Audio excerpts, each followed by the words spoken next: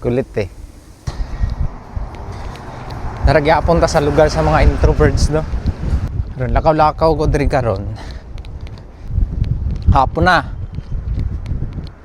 May pagmanta na ko nya kay mantay lain mabuhat sa apato na to. Sige ra tag kuan dito higda. Ginabuhat na ako diri. Isa gid ni mag jogging. Kaw-lakaw diri sa palibot. Sa tanawan yung palibot diri oh. Oh, unsa kamingaw na di ba? Pwede mag-jogging diha.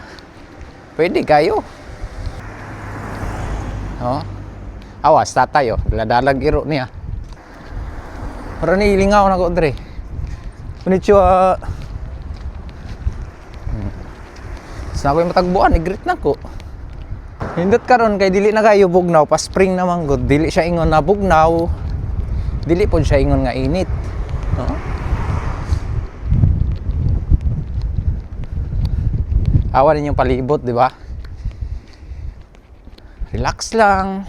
So, para sa mga introverts, sakto kayo sa inyong hadirin lugar. Muna nakanindot yun diri sa Japan. No? Bata po daw, dadalag iro.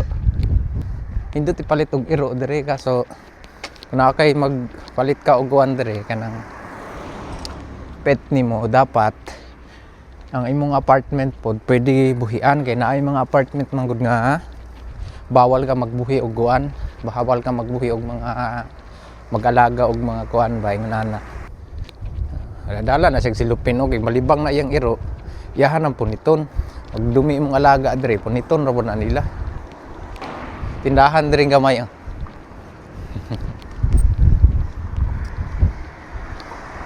Oro gini kasagaran ako na lingaw diri pag wa ko'y mabuhat, nang wala ko'y trabaho.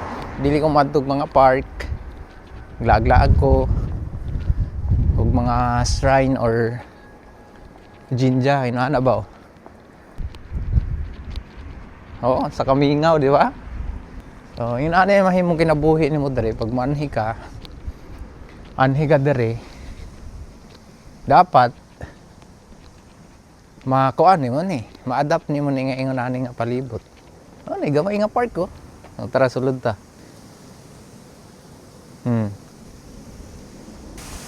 Suka sa angin oy. Oh. Ay lingkuranan. Ice swing.